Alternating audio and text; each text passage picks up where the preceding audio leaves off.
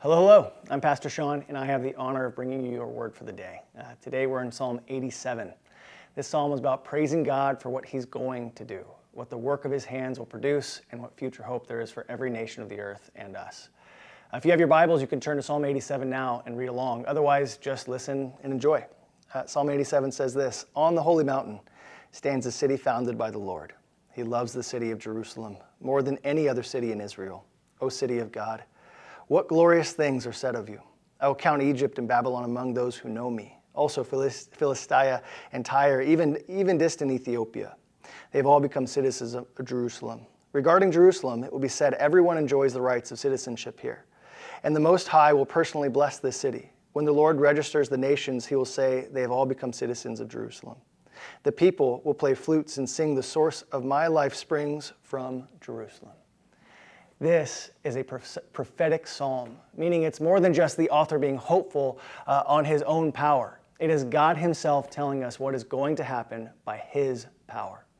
And what is His work? It's salvation. His mighty hand reaches into the earth and saves those who call on Him. The end result is a secure and powerful city-nation ruled by God Himself, whose citizens are made of the many nations of the earth, adopted into one. Their identity won't be in their fleshly heritage. It won't be in their social standing or kingship. Their identity will be made new and made into one nation, truly under God, for God, and with God. This is wild, isn't it? Because think about it. How could God unify every nation on earth? We can't even seem to unify under one nation. I mean, think about church. It's difficult to even unify in one church. Ask everybody what color they think the carpet should be, and you'll have 3 church splits and a brand new denomination.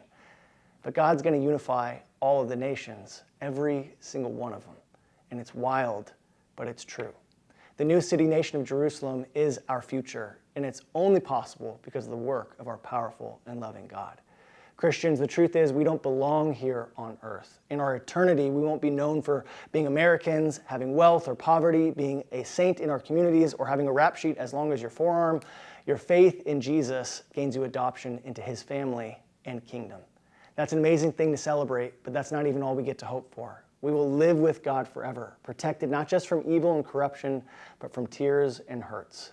Maybe you have a hard time imagining a place without sadness and brokenness, but God wants us to know that's our future.